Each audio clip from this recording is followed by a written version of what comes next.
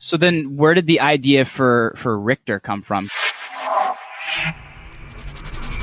Because I feel like so many entrepreneurs, like I know even myself, man, like I had shiny object syndrome in the beginning. Like, oh, this sounds like a good idea. And that sounds like a great idea. Like, how do you decide like what to focus on and that you're going to just make that thing go right? Because once you decide, man, like you have to totally 100% invest to make it work.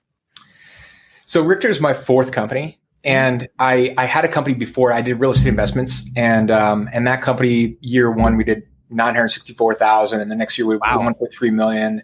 And then, but I walked away from that company with nothing. And so right around that period, I was sitting and I needed my next thing that I was going to do, and I was on LinkedIn. I was actually on LinkedIn and really enjoyed networking and was using LinkedIn for my previous company. And the idea kind of hit me. It was a couple pieces together, things that I saw that were happening and trends that I saw that made sense for Richter at the time, because Richter's first iteration was essentially helping people with online reputation and cleaning up their first page of Google. And then it evolved into what it is today, more of an agency and media and communication content. But initially it was a very simple thing that we did, which was essentially dominating the first page of Google, building people's online PR and presence and things like that. And I saw things that I was doing online and I thought, geez, I wonder if people would pay for this. And that's kind of where it hit. And then I started making notes, and there was a series of notes that led to Richter.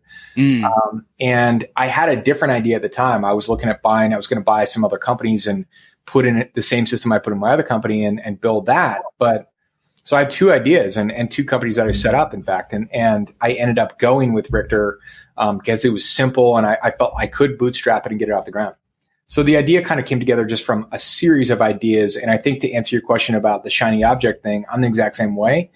But I think that you have to do the thing that indicates the most. So when you look at something, you're like, you have to decide. You have to go, this is the play.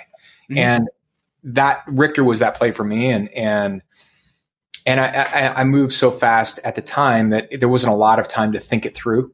Mm-hmm. And because we started the company in about 48 hours, and I met with my business partner at the time and we, put together a 35-point checklist and it was a whirlwind, like credit card set up, bank set up, everything set up in essentially a 48-hour period. And by day 5, we made our first sale.